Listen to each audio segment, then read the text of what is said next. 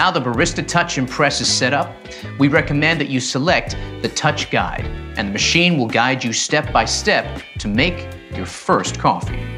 Or at any time, you can select the Home icon to go straight to the drinks menu. From the drinks menu, swipe and select your preferred drink.